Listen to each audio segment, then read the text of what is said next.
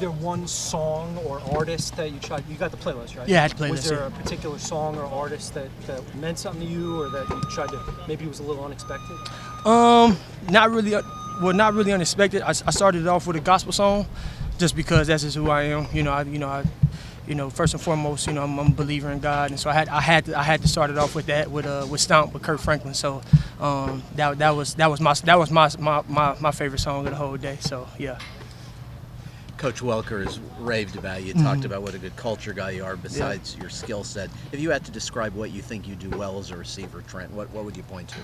Honestly, I would just say just doing my job, just doing what is asked of me. Muhammad Sanu gave me the nickname Textbook in San Fran. And, at first I didn't really like it, but as I kind of sat and thought about it, it really does speak to who I am. I always make sure, that I'm prepared, that I know my assignment, where I'm, being reliable for the quarterback, being, in the right spot and all those different things. So I think first and foremost, as a player in this league, to establish, to stay around for a long time, you got to be trusted. You have to be able to be trusted, and for you to be trusted, you have to be able to know your assignment, whatever that may be. And so, I think for me, that's my biggest asset, is just being, being trustworthy and being in the right spot at all times. So, are you feeling good about your chances of making the team? It'd be surprising if you're not. But how are you feeling about your chances? I mean, honestly, I honestly really don't think about it. I literally just take it day by day. I don't even think about the end goal. I mean, I think we still have two more preseason games and everything like that. And I came in this league as an undrafted player, and I just had to take it one day at a time. If I'm supposed to be on this team, then I will. If not, granted, it'll work out somewhere else. But I'm not really worried about the end goal. I just take it one day at a time. So I read that at one point in your career, you were known for showing up at the facility at 5:30 a.m. Yes, sir. Yeah. Do you still do that? Actually, no, I don't. I don't do that anymore. I think as my career has progressed, and as I've evolved as a player, I've had to take some things out of my regimen and out of my routine. For one, my quality, my first thing that I take is my sleep. And when I was doing that, I wasn't getting a lot of sleep. And there was times where I was in the facility, I wasn't really. I was at the facility, but I wasn't at the facility, if that makes sense mentally. Yeah. And so, I've had to take some of those things out of my routine, showing up first and everything like that. Because my thing was, I was showing up first, and I was beating everybody to the facility, right? I was, in my head, I'm like, oh, am I working this guy? Am I working this person? Whatever it may be. It wasn't for the right intentions. And so I had to take that out of my routine to make sure that I was getting proper sleep.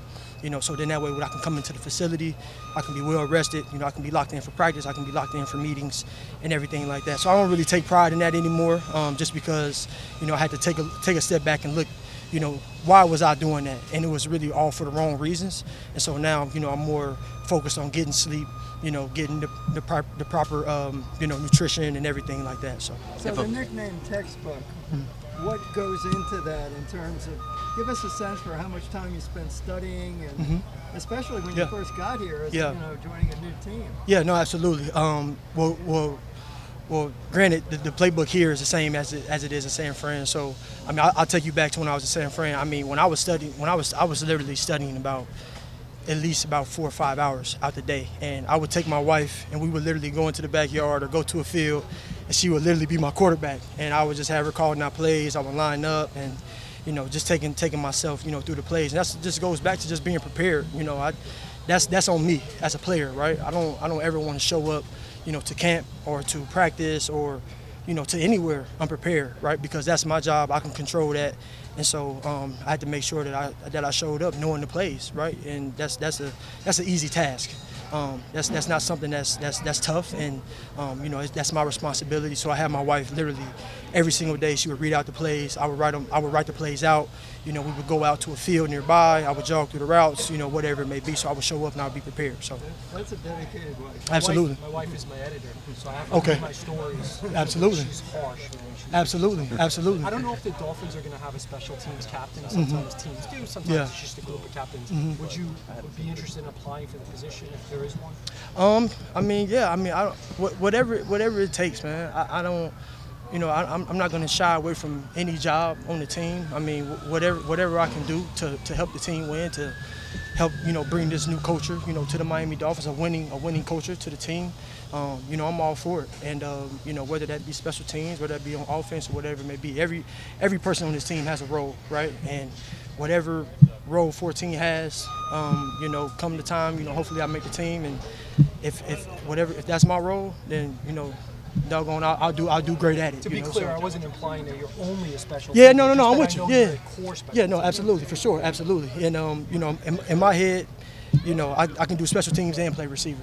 I take pride in that. I take pride in being the guy that can, because you got a lot of guys who play receiver and they can't do special teams. You got a lot of guys who play special teams and they can't do receiver. And so I take pride in being able to do both. And so, I'll step into that role full force if need be. So. Chase said that he would give it to the defense today for those 2-minute periods. I was just curious, when the defense is making so many plays in a situation where you got to get the ball vertical, what can you take away from that as an offense? Honestly, it's iron sharpen iron.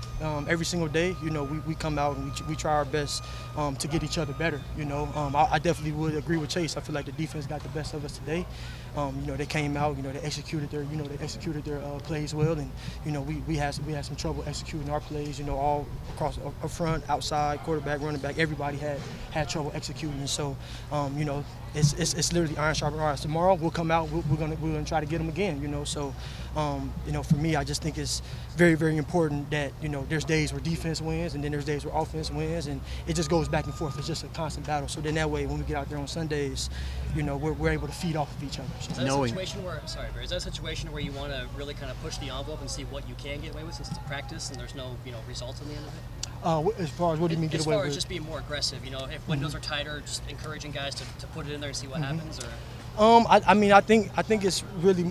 I think it's really about execution, right? I think it's about what the coach is coaching, the quarterbacks, what the coach is coaching the receivers, running backs, linemen, whatever it may be. And I don't think we always try to make sure that we don't go out and I'm referring what Mike was talking about in our team meeting. Just, he felt like some of the guys were going out and just kind of making up some stuff, not doing what we've been coached, in the preseason game. So I think that's what it's about. Staying on our technique, staying on what we've been coached, staying on the things that we're good at, and just being able to build on top of that, each and every single day. So.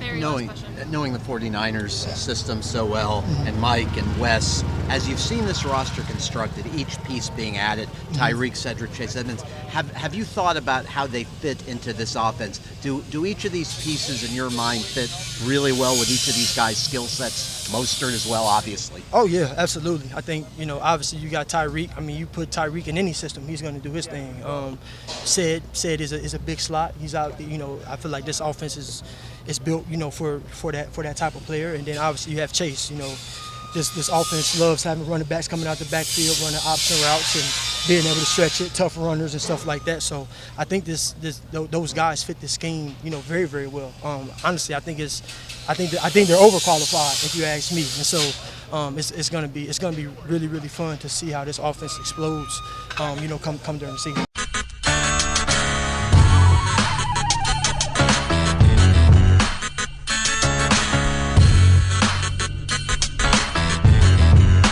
This is the Big O Show. This is the Big O Show.